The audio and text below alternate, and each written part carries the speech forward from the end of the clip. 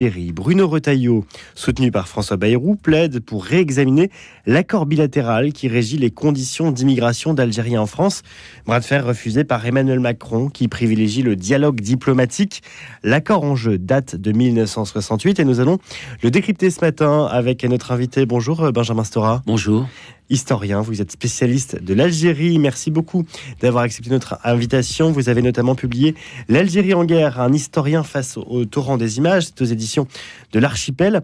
Comment qualifier, Benjamin Stora, l'état des relations diplomatiques entre la France et l'Algérie aujourd'hui? Glacial, tendu, inflammable? C'est un petit peu tout cela à la fois. C'est-à-dire que jamais les relations n'ont été aussi tendues entre la France et l'Algérie depuis l'indépendance de 1962. Il y a eu des moments très difficile, en 1973 par exemple, lorsqu'il y a eu des attentats à Marseille ou la nationalisation des hydrocarbures en 71. Je pourrais comme ça signaler d'autres épisodes de refroidissement entre les deux pays. Mais là, cette fois-ci, nous sommes dans une phase un peu inédite, dans la mesure où il n'y a plus de représentants, d'ambassadeurs d'Algérie en France depuis maintenant 8 mois. Ce qui est très rare, il y a peu de pays qui sont dans ce cas-là. Absolument, il y a très peu de pays dans ce cas-là. Et donc, nous disons que la plus importante communauté d'immigrés en France, que sont les Algériens, n'ont pas d'ambassade. Alors, il y a des consulats, bien entendu, mais l'ambassadeur d'Algérie en France, il n'y en a pas. Il a été rappelé. Il a été rappelé suite, disons, à ce qui s'est passé dans la position française, essentiellement sur ce qu'on appelle le Sahara occidental. C'est-à-dire que le début de la crise date de l'été 2024, au moment où Emmanuel Macron, par un communiqué qu'il a fait à cette époque-là, en juillet 2024, puis ensuite son discours à Rabat devant l'Assemblée nationale marocaine, où il a expliqué que le Sahara occidental devait maintenant être sous souveraineté marocaine. C'est-à-dire que pour comprendre les dissensions aujourd'hui entre Paris et Alger, il faut aller tout à l'ouest du Maghreb et comprendre ce qui se passe avec le Maroc. Oui, il y a de cela, bien sûr, parce que cette question des frontières, la question du Sahara, est une question, j'allais presque dire, névralgique entre les deux pays principaux du Maghreb, que sont le Maroc et l'Algérie, bien entendu. Mais est-ce qu'il n'y a pas un choix à faire? Soit on est ami avec le Maroc, soit on est ami avec l'Algérie, on ne peut pas être ami avec les deux. Donc il y a un choix un peu simple qui a été fait. C'est précisément ce qu'a tenté de faire pendant de très nombreuses années la diplomatie française, c'est-à-dire d'essayer de tenir une position d'équilibre, même si, de manière implicite, la position française avait plutôt tendance à soutenir le Maroc. Mais il y avait quand même une position officielle française d'équilibre, qui était celle, disons, du référendum d'autodétermination des populations sahariennes, des populations sahraouies, qui devaient se prononcer. Bon, ce référendum n'a jamais eu lieu. Il y a une sorte de guérilla qui s'était installée. Ce conflit est un des plus vieux conflits de la planète, puisqu'il a commencé en 1976 avec ce qu'on appelle la Marche verte, lorsque le royaume chérifien a décidé, disons, d'occuper, de s'approprier cette partie du territoire qu'elle considérait comme lui appartenant, en rapport avec une histoire très ancienne, une histoire très longue. Mais Benjamin Stora, pourquoi ce soutien implicite et maintenant explicite au Maroc, alors même que les relations entre la France et l'Algérie sont bien plus anciennes? On aurait pu croire que la France privilégiait l'Algérie à tout moment. Oui, alors là, ça fait partie, disons, des énigmes et des explications qu'on saura plus tard, dont on saura plus tard les raisons profondes. Est-ce qu'il y a, disons, un changement politique en rapport avec la géopolitique mondiale, la géopolitique méditerranéenne? Il y a différentes hypothèses, disons, qui peuvent être avancées, bien entendu. Peut-être qu'il y avait eu une sorte d'avancée trop franche en direction de l'Algérie. Il fallait peut-être, dans l'esprit du président de la République, rééquilibrer, disons, davantage les relations. Mais bref, on est arrivé à un point, effectivement, où il y a cette sorte de déséquilibre qui est apparu aux yeux des autorités algériennes. Et pour autant, juste avant l'été 2024, les relations s'étaient plutôt apaisées. Il y avait notamment un rapport que vous aviez écrit et qu'Emmanuel Macron avait pris des engagements très forts. Il avait eu plusieurs prises de parole qui avaient marqué l'opinion. Donc, il y avait eu des relations plutôt apaisées entre l'Algérie et la France. Absolument, puisque moi, il m'a contacté donc en 2020 pour faire un rapport sur la mémoire et l'histoire de la colonisation et de la guerre d'Algérie, rapport que j'ai remis en 2021, et toute une série de préconisations avaient été réalisés. En particulier la reconnaissance par la France des assassinats de Maurice Audin, de Ali Boumengel, mais aussi de ce qui est des assassinats, enfin des massacres de Pieds Noirs le 26 mars 1962, rue d'Isly à Alger, mais aussi la reconnaissance par la France de l'abandon des harkis de leur famille, etc.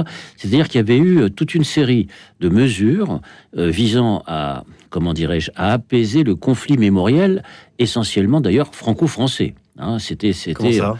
C'est-à-dire qu'en fait, la guerre d'Algérie a été une énorme fracture franco-française qui ne s'est véritablement jamais refermée. Et donc, l'objectif, l'ambition qu'avait le président de la République était précisément d'essayer d'affronter cette question qu'aucun autre président avant lui avait osé aborder de front et de cette manière-là. C'est ce qu'il a essayé de faire. Et effectivement, j'en ai parlé rapidement, il y a eu des préconisations importantes, aussi par exemple l'ouverture plus grande des archives sur la période de la colonisation et de la guerre d'Algérie. Qu'est-ce qu'on y a trouvé dans ces archives ? Attendez, elles viennent juste d'être ouvertes. Il faut que les historiens fassent leur travail. Les historiens travaillent et ils ne sont pas comme les journalistes immédiatement en train de mettre sur le net les archives qu'ils ont découvertes. Disons, c'est un travail un peu plus, un peu plus distancié, qui permet aussi, qui doit se faire en croisement de sources, disons, un peu plus long que le travail journalistique, mais qui s'apparente aussi au travail de journaliste. Il y a quelque chose qui peut paraître étonnant, Benjamin Stora, c'est qu'on a l'impression que c'est 2 générations plus tard que les problèmes ressurgissent aussi en France, que c'est des personnes dont les grands-parents sont venus en France, qui aujourd'hui ont du mal à avoir une appartenance française lorsqu'elles viennent d'Algérie. Pourquoi ? Oui, on a le sentiment que plus on s'éloigne de cette histoire et plus on s'en rapproche. C'est un paradoxe assez étonnant parce qu'on a cru pendant tout un temps, c'est ce que je vais expliquer dans un livre, il y a déjà ancien, qui s'appelait La gangrène et l'oubli, où j'avais déjà expliqué ce problème, disons, du déni qui risquait, disons, de nous revenir en pleine figure, pourrait-on dire, dans la mesure où on avait essayé de mettre la poussière sous le tapis. Vous savez, le général de Gaulle avait utilisé cette formule à propos de l'Algérie, il faut refermer la boîte à chagrin. Or, cette boîte à chagrin n'avait jamais été véritablement refermée, et toute une série de groupes porteurs de cette mémoire, en fait, cheminaient souterrainement dans la société française en portant leurs blessures, en portant du ressentiment aussi, bien sûr. Et donc, il y a eu, par conséquent, dans les années 2000, une sorte de réveil des mémoires douloureuses sur chacun de ces groupes ou à l'intérieur de ces groupes porteurs de mémoire, bien sûr les Européens, bien sûr les immigrés et leurs enfants, bien sûr les harkis, leurs familles, et puis les soldats, les appelés. 1 500 000 jeunes Français sont partis en Algérie entre 1955 et 1962. C'est colossal, c'est considérable. Et qui ont, à leur tour, bien sûr, eu des enfants, des petits-enfants, et qui, en vieillissant, bien sûr, demandaient à leur père ou leur grand-père de s'exprimer et de raconter ce qu'ils avaient vu ou ce qu'ils avaient fait en Algérie. Est-ce que vous pensez vraiment que les petits-enfants d'immigrés algériens connaissent si bien l'histoire ? Est-ce que le ressentiment, il n'est pas un peu aussi de surface, en oubliant parfois les causes profondes ? Mais moi, je pense effectivement que l'histoire s'est peu transmise d'abord, et quand ça a été le cas, elle a été mal transmise. Parce que... Comment ça ? Mal, dans la mesure où l'éducation nationale a mis beaucoup de temps à prendre en charge la transmission réelle de cette histoire, par croisement des sources, essayer de parvenir à un maximum d'objectivité historique, etc. Et donc, le retard pris par la transmission mémorielle fait qu'effectivement, cette histoire, a été reconstruite de manière quelquefois fantasmée. C'est-à-dire qu'elle ne correspondait pas forcément à la réalité historique. Sur quel point ? Sur toute une série de points. Par exemple, le fait qu'il y ait une sorte d'héroïsation de la guerre d'indépendance qui a permis, de remporter exclusivement sur le plan militaire cette guerre, du point de vue des Algériens, alors qu'on sait que cette guerre a été surtout gagnée sur le plan politique et pas simplement sur le plan militaire. Je prends cet exemple parce qu'il y avait une conception militaire de la guerre, paradoxalement, et non pas politique. Et cette héroïsation, sur le plan strictement militaire, engendre une culture particulière, qui est celle d'une culture de guerre, c'est-à-dire d'une culture qui ne vise pas à examiner les choses sur le plan politique, mais sous l'angle exclusif des rapports de force qui peuvent exister. Et ça peut effectivement causer tout ça. J'ai expliqué très bien dans La gangrène et l'oubli il y a longtemps. Et tout cela, effectivement, risque de parvenir et de cheminer jusqu'aux nouvelles générations. Comment l'Algérie et les événements de la guerre d'Algérie est-elle aujourd'hui enseignée à l'école ? Elle est très enseignée à l'école en Algérie, contrairement à la France. C'est-à-dire que la guerre d'indépendance algérienne, comme on l'appelle de l'autre côté de la Méditerranée, eh bien, c'est facteur de légitimation de l'État-nation. C'est-à-dire que l'État-nation existe par la guerre contre la France, bien sûr, la présence coloniale française. C'est la jeunesse, donc c'est important de l'enseigner. C'est très important. Nous avons eu en France, je le disais, un déni par rapport à cette histoire, alors qu'en Algérie, nous avons eu une survalorisation, pourrait-on dire, de cette histoire. C'est-à-dire qu'on est entre silence et absence, quoi. Et d'autre part, surabondance de récits du côté algérien, qui ne correspondaient pas tous d'ailleurs à la réalité historique. Il a fallu attendre de très nombreuses années, par exemple en Algérie, pour reconnaître l'existence de responsables algériens qui avaient été écartés des discours officiels, comme Bessali Hadj, comme Ferhat Abbas, comme Krim Belkacem, dont d'ailleurs on vient de sortir une biographie, Krim Belkacem, qui a été le signataire des accords d'Évian et qui a ensuite été assassiné en 1970 à Francfort. On soupçonne les services algériens d'avoir commandité cet assassinat à l'époque. Comment dirais-je, cette histoire avait mis au secret un certain nombre de leaders, de grands responsables, jusqu'à Mohamed Boudiaf, bien sûr. Donc il a fallu effectivement combler ces trous de mémoire, ce qui avait commencé à être fait en Algérie. Il ne faut pas croire que rien n'a été fait. Les historiens algériens avaient commencé à travailler sur cette question-là. Et puis dans la commission franco-algérienne qui a été mise en place, on avait commencé à aborder notamment le problème de la pénétration coloniale au XIXe siècle, avec la question des massacres qui avaient été commis au moment de cette pénétration coloniale. Benjamin Stora, un accord est en jeu en ce moment, l'accord de 68. Bruno Retailleau veut le dénoncer. Peut-être, pour bien expliquer, commencer par rappeler le contexte de l'époque. Pourquoi en 1968 on a besoin d'un accord ? On a besoin d'un accord parce que, quelques années auparavant, en 1962, c'était l'indépendance de l'Algérie. Voilà.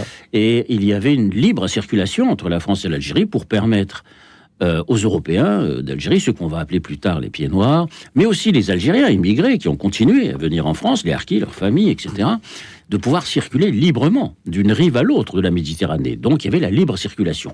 Donc en 68, le général de Gaulle a décidé de réguler, disons, ces flux migratoires en instituant, disons, une sorte de quota, entre guillemets, migratoire par rapport à l'Algérie, alors qu'il y avait la libre circulation.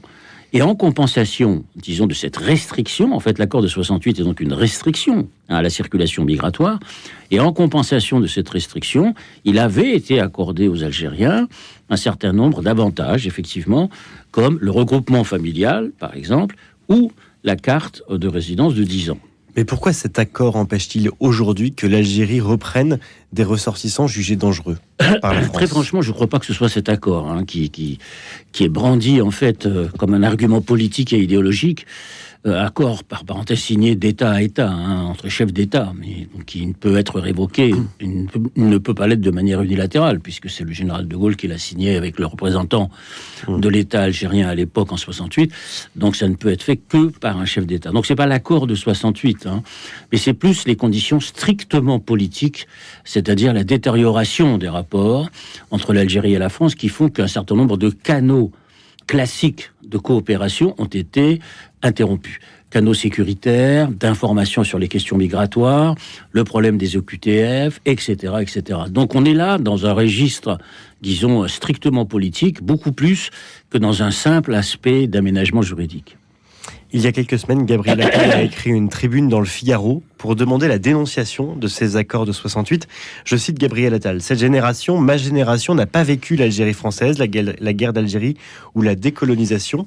C'est une opportunité historique pour établir une relation normale, dépassionnée. » Une relation normale, dépassionnée. Est-ce que c'est possible ?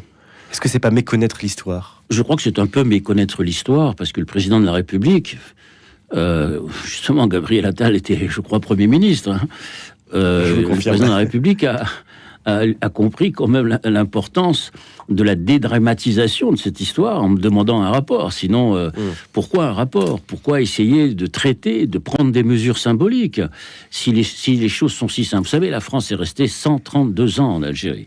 Et l'Algérie, c'était 3 départements français. Et on ne peut pas démêler les fils comme ça de manière instantanée. On le voit, 60 ans après. Il y a des fils qui sont toujours entremêlés les uns par rapport aux autres. Il y a un espace mixte franco-algérien extrêmement important important, de plusieurs millions de personnes du part et d'autre de la Méditerranée. Et les choses ne peuvent pas se faire, disons, par de simples déclarations, mais au contraire, en avançant patiemment, pas à pas. Mais est-ce qu'il n'y a pas justement un schisme générationnel entre ceux qui ont cette mémoire algérienne en eux et ce ressentiment à la guerre de la France d'une part, et d'autre part, des responsables politiques français qui ne connaissent pas très bien forcément l'histoire et qui voient ce sujet d'assez loin et comme un seul sujet, administratif? Vous savez, c'est une illusion de croire que par le passage des générations, l'histoire s'efface. Elle ne s'efface pas, elle se transmet.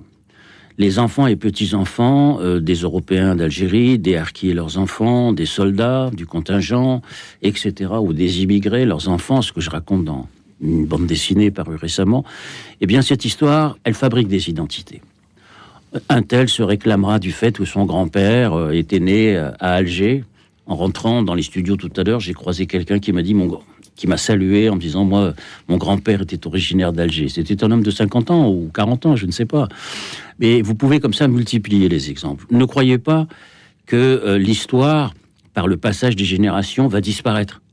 C'est-à-dire les meurtrissures, les blessures, les ressentiments, les volontés de vengeance, etc. Ça ne s'efface pas. Le temps n'efface rien. Non. Et donc, à partir de là, il faut le traiter.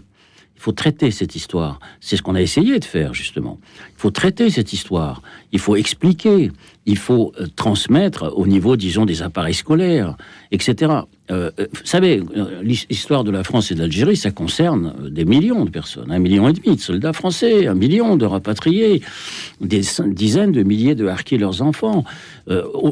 Pratiquement 1 million d'Algériens sont venus en France entre 1955 et 1968. C'est des chiffres très, très importants. Donc, si vous rapportez ça aujourd'hui à leurs enfants et petits-enfants, c'est très important. Donc, c'est un travail de longue haleine. Il avait été créé d'ailleurs, pour cela, il y a de nombreuses années, une fondation pour la mémoire de la guerre d'Algérie. Parce qu'on avait essayé, on avait cru qu'il fallait commencer ce travail. Donc, c'est un travail de longue haleine. Merci beaucoup, Benjamin Stora, d'être venu ce matin. Je rappelle que vous êtes historien spécialiste de l'Algérie. La bande dessinée dont vous parliez s'appelle Les Algériens en France. C'est aux éditions La Découverte. Merci donc d'avoir été l'invité de la matinale. Une interview à retrouver sur toutes les plateformes de podcast et évidemment sur nos sites radionotre-dame.com et rcf.fr. Dans quelques instants, le journal de Radio Vatican. Ce matin, il vous est présenté par Delphine Allaire. Planisphère, Pierre Verluise. Cette semaine, dans Planisphère, nous nous poserons la question suivante. Le renseignement est un moyen géopolitique, mais peut-il être démocratique ? Que peut nous apprendre une recherche comparative sur le temps long consacrée à 3 pays démocratiques, la France, le Royaume-Uni et les États-Unis ? Les réponses, cette semaine, dans Planisphère. Planisphère, tous les mardis à 18h30 et le samedi à 9h30. Toutes les assurances se valent, me direz-vous ? Eh bien non. La mutuelle Saint-Christophe Assurance couvre mon logement, ma voiture et ma santé à prix compétitif. Et elle œuvre pour un monde fraternel. Cette année, elle fait un don de 50 000 € à l'Ordre de Malte France pour un accueil Malte à Toulon, un centre qui secourt et soigne les plus démunis. Enfin, un assureur qui va dans la même direction que ma foi, sans dépasser mon budget. Mutuelle Saint-Christophe Assurance, l'assurance au cœur fraternel. Entreprise régie par le Code des assurances. Plus d'informations sur leur site.